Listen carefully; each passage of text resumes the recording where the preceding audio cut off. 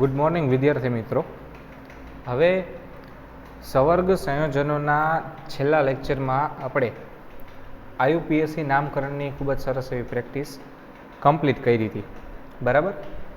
આ લેક્ચરમાં આપણો ત્યાર પછીનો ટોપિક છે એ છે સવર્ગ સંયોજનોમાં સમઘટકતા. જેમ કાર્બનિક સંયોજનોમાં આપણે સમઘટકતા ભણ્યા હતા એવી જ રીતે આપણે સવર્ગ સંયોજનોમાં સમઘટકતા ભણશું, બરાબર. આમાં ભૌમિતિક સમઘટકતા આવશે અને પ્રકાશીય સમઘટકતા આવશે અને બંધારણીય સમઘટકતા પણ આવશે, બરાબર. જેમ આપણે કાર્બનિક રસાયણ વિજ્ઞાનમાં ભણ્યા છે સેમ ટુ સેમ એવી જ રીતે, બરાબર. જો ચાલો, સમઘટકો બે અથવા વધારે સંયોજનો હોય છે જેમના રાસાયણિક સૂત્ર સરખા હોય પરંતુ તેમની ગોઠવણી ભિન્ન હોય. અવકાશમાં ગોઠવણી એમની અલગ હોય પરંતુ એના રાસાયણિક અણુસૂત્ર તો સરખા જ હોય. સમઘટકની વ્યાખ્યા બધાને ખબર જ છે, બરાબર. પરમાણુઓની ભિન્ન ભિન્ન ગોઠવણીને કારણે તે તેમના એક કે વધારે ભૌતિક અથવા રાસાયણિક ગુણધર્મોમાં ભિન્ન હોય છે. જેમ કે આપણે પહેલાં જ જોયું હતું સ્ટાર્ટિંગમાં, તમને કદાચ યાદ હોય તો આપણે વર્નર વખતે મેં તમને વાત કરી હતી, બરાબર. આમાં જે લીલો રંગ છે એ ટ્રાન્સનો છે, જ્યારે જાંબલી રંગ છે એ સીસનો છે. બેના અણુસૂત્ર સરખા છે પરંતુ સીસ અને ટ્રાન્સનો તફાવત છે. લીલો રંગ છે એ ટ્રાન્સનો છે, જાંબલી રંગ છે એ સીસનો છે. તો એના ભૌતિક ગુણધર્મોમાં એ ફેરફાર આવ્યો, બરાબર. ચાલો, ટૂંકમાં એની ગોઠવણીના લીધે એની અસર છે એની ગુણધર્મો ઉપર થાય છે, બરાબર. બે મુખ્ય પ્રકારની સમઘટકતા સવર્ગ સંયોજનોમાં જાણીતી છે. એમાં પહેલી આવે છે અવકાશીય સમઘટકતા અને બીજી સમઘટકતા છે બંધારણીય સમઘટકતા. સૌથી પહેલાં આપણે અવકાશીય સમઘટકતા વિશે વાત કરીશું, બરાબર. ચાલો, હવે અવકાશીય સમઘટકતા શું છે તો એમાં તમને ખબર છે અવકાશમાં ગોઠવણી અલગ અલગ હોય, પ્રકાશ ક્રિયાશીલતા હોય, અને બીજી હતી ભૌમિતિક સમઘટકતા. તો એની જેમ અહીંયા પણ બે તમને અવકાશીય સમઘટકતા જોવા મળે છે.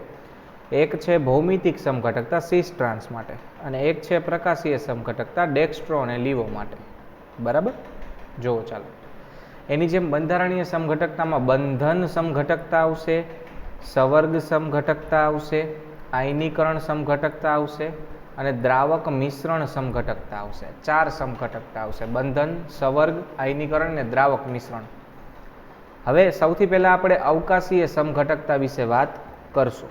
તો અવકાશીય સમઘટકોને સમાન રાસાયણિક સૂત્ર હોય છે અને એમના રાસાયણિક બંધન પણ સમાન હોય છે પરંતુ તેમની અવકાશીય ગોઠવણી જુદી જુદી હોય છે.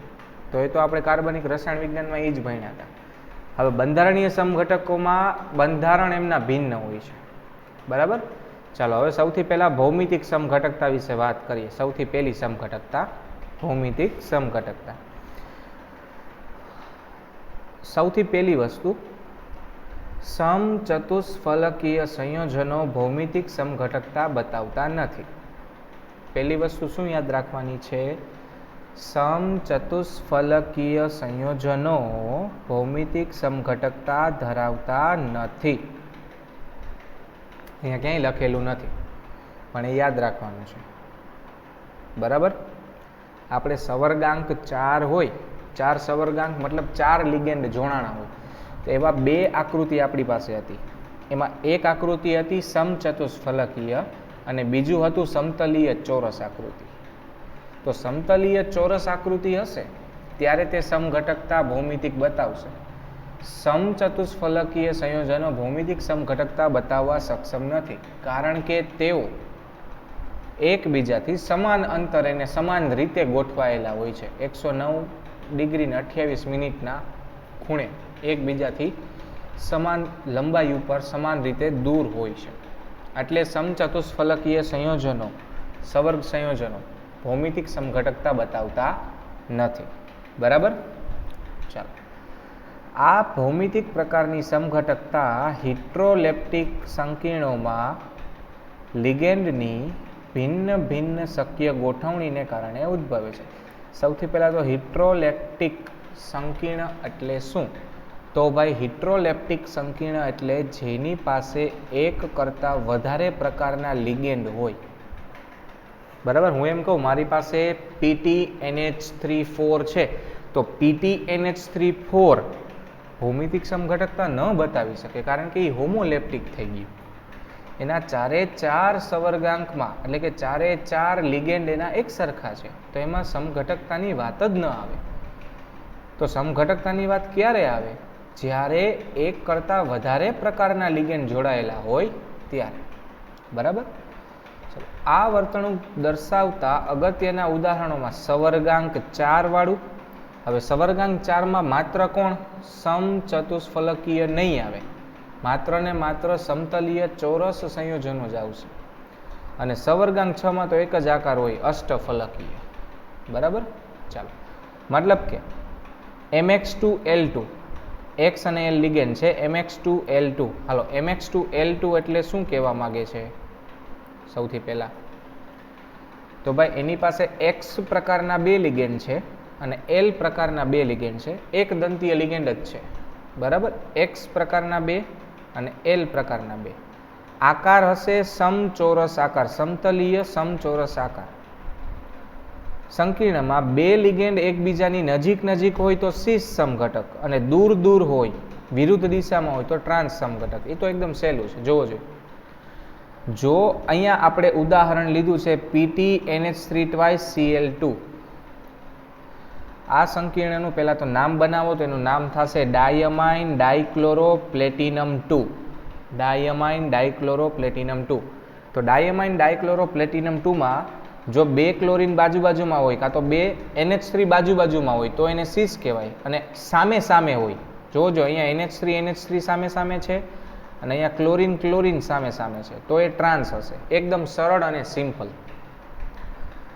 બરાબર, તો સવર્ગાંક 4માં તમને સમઘટકતા સમજાઈ ગઈ. સમચતુષ્ફલકીય સંયોજનો ભૌમિતિક સમઘટકતા બતાવતા નથી, માત્ર સમચોરસ સંયોજનો જ ભૌમિતિક સમઘટકતા બતાવે છે. ચાલો, ત્યાર પછી તમને કીધું છે MABXL એટલે ABXL ચારે ચાર અલગ અલગ છે.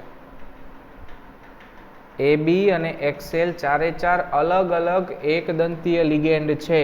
ખાસ જોજો, ચારે ચાર અલગ અલગ લિગેન્ડ આપ્યા. બરાબર, તો શું થાય? તો અન્ય સમતલીય ચોરસ સંકીર્ણોમાં 3 સમઘટકોમાં 2 સીસ અને 1 ટ્રાન્સ સમઘટક મળે છે. તમે આની રચના દોરવાનો પ્રયત્ન કરી શકો છો. આવી સમઘટકતા સમચતુષ્ફલકીય ભૂમિતિમાં શક્ય નથી. મેં પહેલાં જ કીધું, સમચતુષ્ફલકીયમાં આવી સમઘટકતા જોવા મળતી નથી.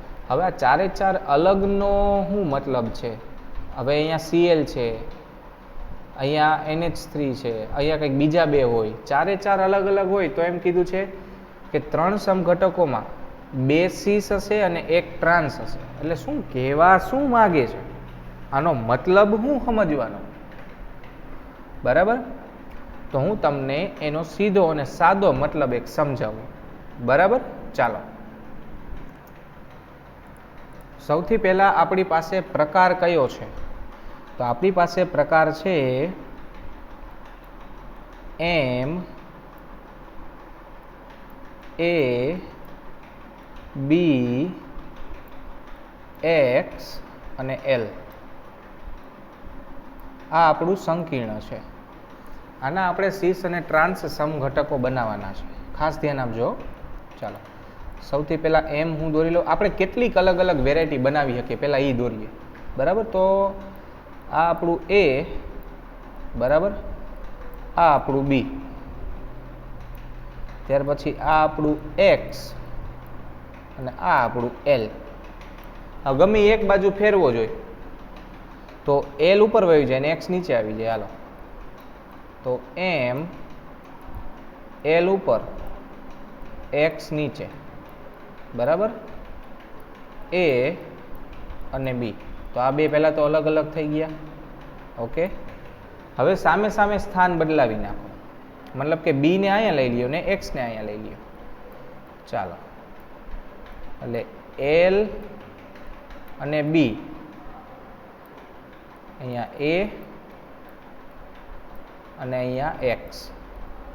તો આ ત્રણ અલગ અલગ રીતે તમે આ સંયોજનને દોરી શકો છો. સમજાણું?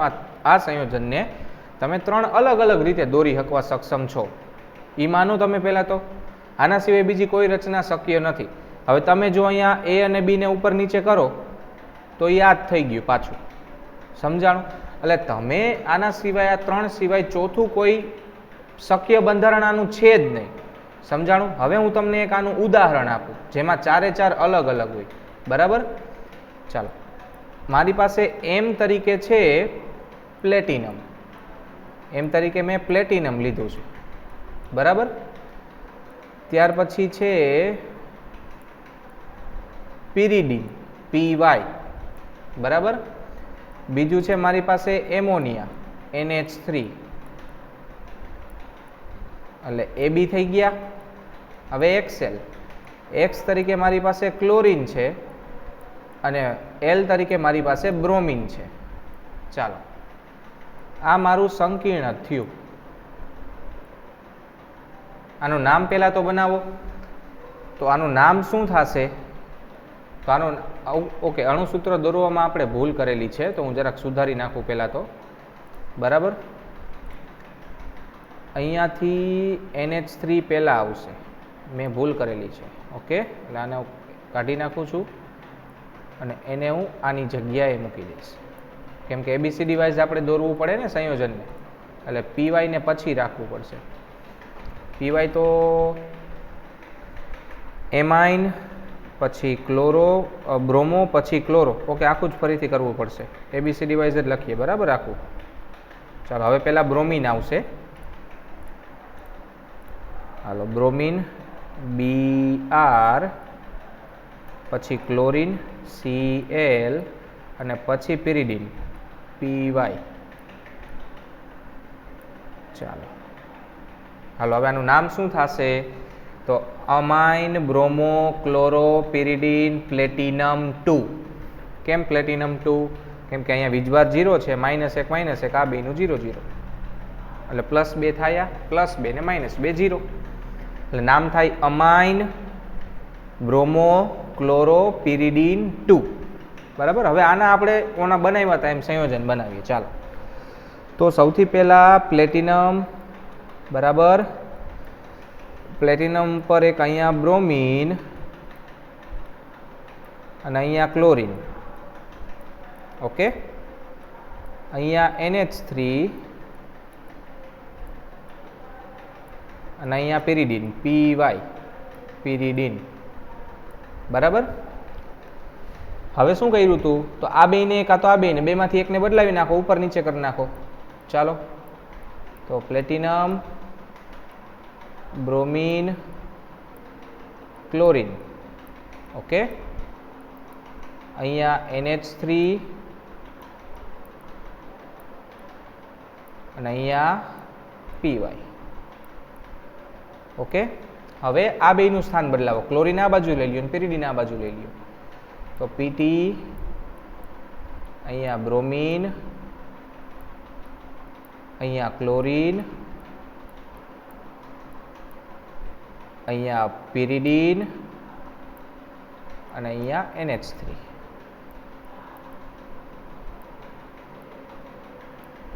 બરાબર? હવે આના નામ આપીએ આપણે. તો હવે બ્રોમિન અને ક્લોરીન છે એ એક જ સમૂહમાં આવે છે, એટલે આમાં સિસ ટ્રાન્સ શક્ય છે. બરાબર? બ્રોમિન અને ક્લોરીન એક જ સમૂહમાં આવે છે અને બાજુ બાજુમાં છે, એટલે આ થશે સિસ સંયોજન. એની જેમ અહીંયા બ્રોમિન ક્લોરીન બાજુ બાજુમાં છે, એટલે આ પણ થશે સિસ સંયોજન. ઓકે, અને અહીંયા બ્રોમિન ક્લોરીન સામે સામે છે, એટલે આ થશે ટ્રાન્સ સંયોજન. સમજાણું? ક્લિયર? હવે જોવો જોઈએ ટેક્સ્ટ બુકમાં એમણે શું કીધું હતું.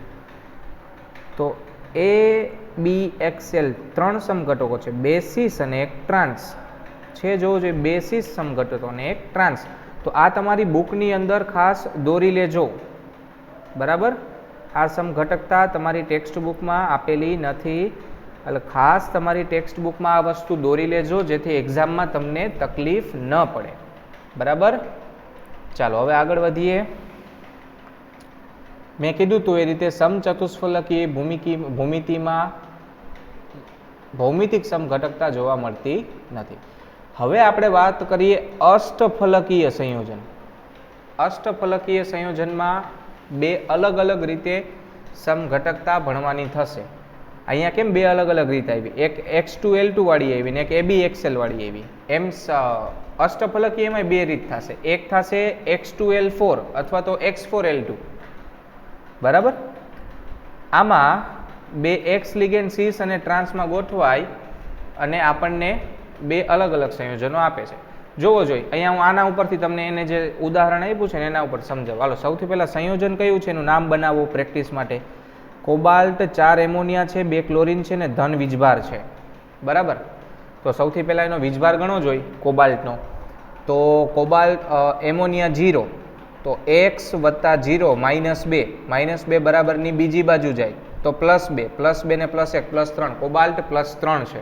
આનું નામ થશે ટેટ્રાઅમાઇન ડાઇક્લોરો કોબાલ્ટ 3, કેમ કે ધન વીજભાર છે. ટેટ્રાઅમાઇન ડાઇક્લોરો કોબાલ્ટ 3.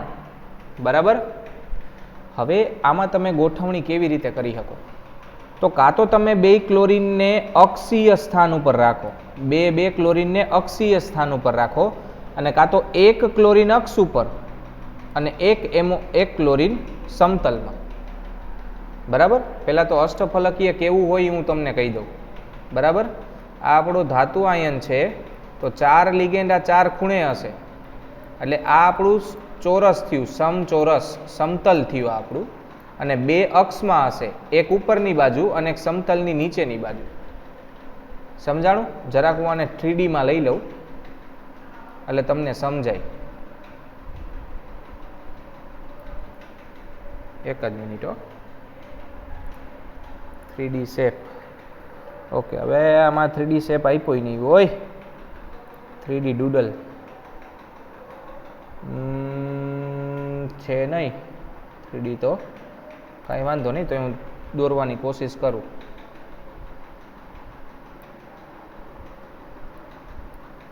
નહીં મેળ આવે, હાલો એમને જ તમને સમજાવું. બરાબર, જુઓ આ છે ને એ આ સમતલની પાછળની બાજુ છે. બરાબર, હું તમને એમ કહું કે આ મેં સમતલ દોર્યું છે, અહીં આ સમતલ છે, તો એક અક્ષ અહીંયા છે ને એક અક્ષ ઉપર છે. બરાબર, ક્લિયર? અહીંયા એ જ વસ્તુ છે. એટલે જો બે ક્લોરીન સમતલની અક્ષમાં હશે તો એ ટ્રાન્સ હશે, અને એક ક્લોરીન અક્ષ ઉપર અને એક કોઈ પણ 4માંથી એક ખૂણે તો એ સીસ હશે. જોવો જોઈએ, આ 4માંથી કોઈ એક ખૂણે ક્લોરીન આવે તો એ સીસ, અને સામે સામે ક્લોરીન આવે તો ટ્રાન્સ. એકદમ સિમ્પલ અને સરળ વસ્તુ. ઓકે, જો આ પ્રકારની સમઘટકતા જ્યારે MX2LL2 હોય ત્યારે પણ જોવા મળે છે. હવે LL2 કેમ લખ્યું છે? કારણ કે દ્વિદંતીય લિગેન્ડ છે, જેમ કે EN. બરાબર, ફરીથી એક બીજું સંયોજન આવ્યું, જોવો જોઈએ. કોબાલ્ટ 2 ક્લોરીન છે ને 2 ઇથેન 1,2 ડાયમાઇન છે. બરાબર, ચાલો ઇથેન 1,2 ડાયમાઇન હોય ત્યારે શું કરવાનું નામકરણમાં?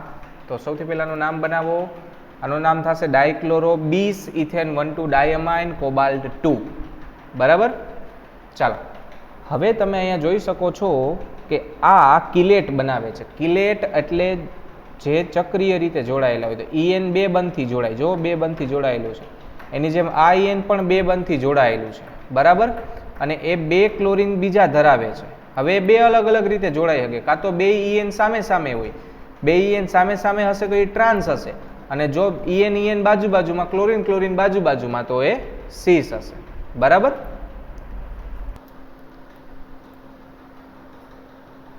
દ્વિદંતીય લિગેન્ડમાં એ વસ્તુ ખાસ એક ધ્યાન રાખવાની. બરાબર, EN ની જગ્યાએ OX ઓક્ઝેલેટો પણ હોઈ શકે. ચાલો ત્યાર પછી હવે બીજી આવે છે MA3B3, એટલે કે X3L3. 2 3 હોય ત્યારે આપણને સીસ અને ટ્રાન્સ નહીં મળે. નવા પ્રકારની ભૌમિતિક સમઘટકતા આવશે, ફેશિયલ સમઘટકતા અને મેરિડોનિયલ સમઘટકતા. ફેશિયલ માટે FAC લખવામાં આવે છે, મેરિડોનિયલ માટે MER લખવામાં આવે છે. હવે ફેશિયલ અને મેરિડોનિયલ સમજવું ખાસ જરૂરી છે, બરાબર. જો ફેશિયલ સમઘટકતા સૌથી પહેલાં તો કેમાં જોવા મળે, તો બે એકદંતીય પ્રકારના લિગેન્ડ હોય અને બંને જ સરખા પ્રમાણમાં હોય, 3-3 હોય, ત્યારે તમને ફેશિયલ અને મેરિડોનિયલ જોવા મળે. સૌથી પહેલાં તો આપણને જે સંયોજન આપ્યું છે એનું નામ પ્રેક્ટિસ માટે બનાવો. ચાલો, આનું નામ થશે ટ્રાઈઅમાઇન ટ્રાઇનાઇટ્રાઇટોએન કોબાલ્ટ 3. કેમ 3? NO2 -1 છે એટલે, બરાબર.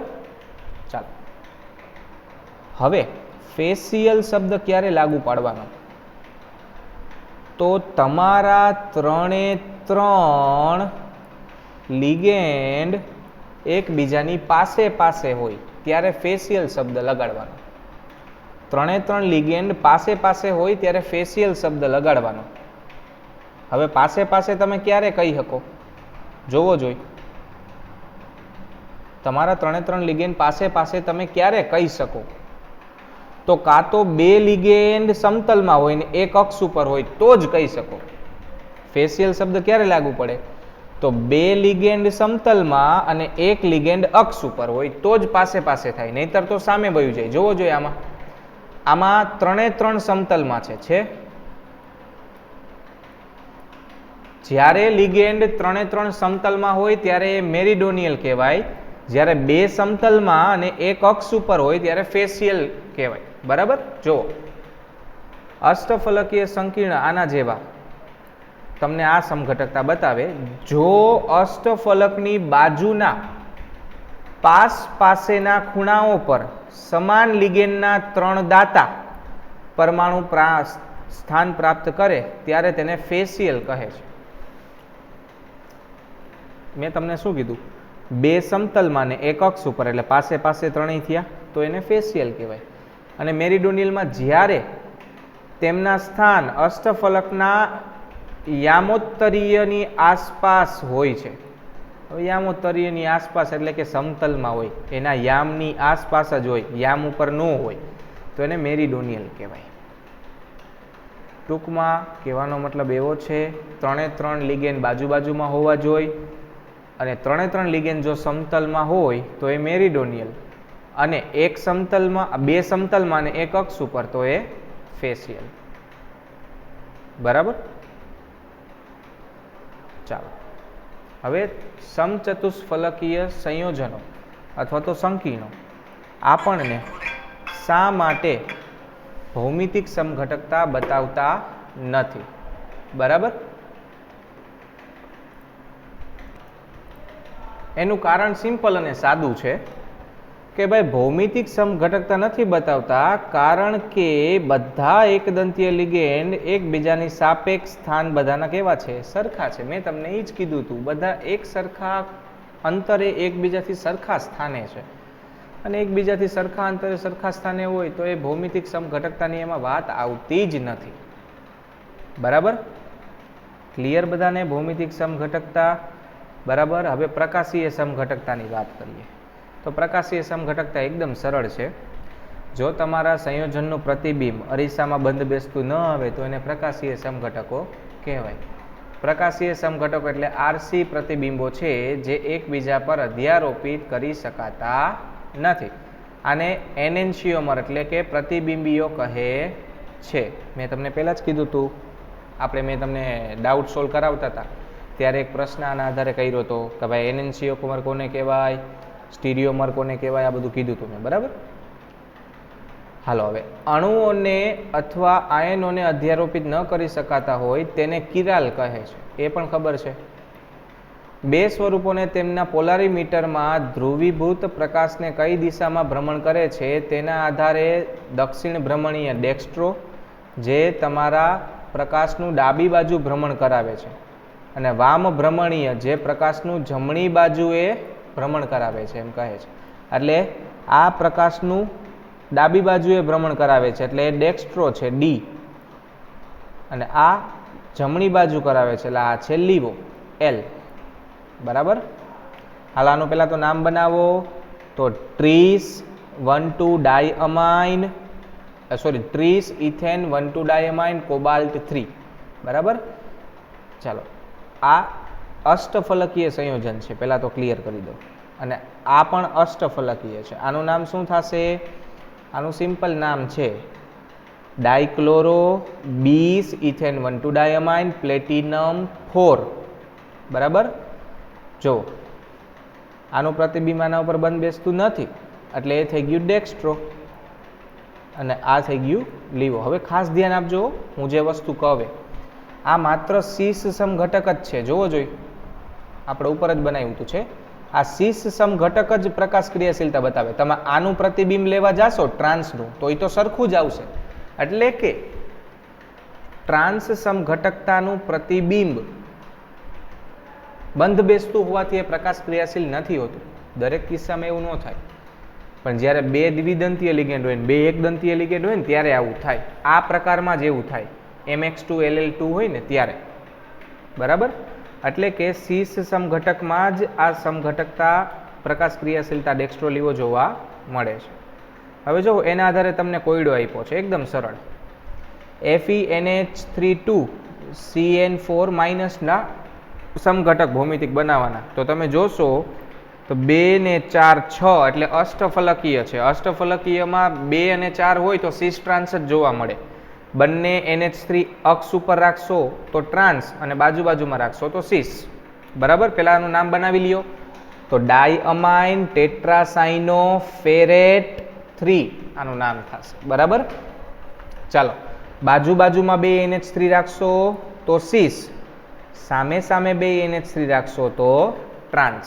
આ કાઉન્સ કરી અને ઋણ વીજભાર બતાવવો ફરજિયાત છે, નહીતર માર્ક નહીં મળે, કેમ કે સંકીર્ણનો વીજભાર માઇનસ છે. ચાલો, ત્યાર પછીનો પ્રશ્ન, નીચેના બે સંકીર્ણમાંથી કોણ કિરાલ છે, પ્રકાશ ક્રિયાશીલ છે? સ્વાભાવિક છે સીસ જ આવશે, બરાબર. MX2LL2 એટલે કે બે દ્વિદંતીય લિગેન્ડ ને બે એકદંતીય. તો જોવો જોઈએ, આનું તમે બંધ બેસતું પ્રતિબિંબ નહીં મેળવી શકો, જ્યારે ટ્રાન્સમાં તો મળશે. એટલે સીસ CrCl2OX2-3 પ્રકાશ ક્રિયાશીલ છે, કિરાલ કાર્બન ધરાવે છે. કિરાલ છે, કાર્બન ક્યાં આવ્યું આમાં? અને ટ્રાન્સ છે એ કિરાલ નથી. વીજભાર ફરીથી ખાસ દર્શાવવો જરૂરી છે. નેક્સ્ટ લેક્ચરમાં આપણે બંધન સમઘટકતા અને બાકીની જેટલી સમઘટકતાઓ છે, સવર્ગ સમઘટકતા, આયનીય સમઘટકતા, દ્રાવક મિશ્રણ સમઘટકતા, એના વિશે ડિટેલમાં વાત કરશું. હાલ આનું એક આપણે નામ બનાવી લઈએ એટલે કમ્પ્લીટ થાય પ્રેક્ટિસ. સૌથી પહેલા ડાયક્લોરો ડાયઓક્ઝેલેટો ક્રોમેટ. કેમ ક્રોમેટ? ઋણ વીજભાર છે, ક્રોમેટ 3 એનું નામ થશે, બરાબર. તો આજના લેક્ચરમાં અહીંયા સુધી રાખીએ. નેક્સ્ટ લેક્ચરમાં બાકીની સમઘટકતાઓ ભણીશું, બરાબર. Thank you so much.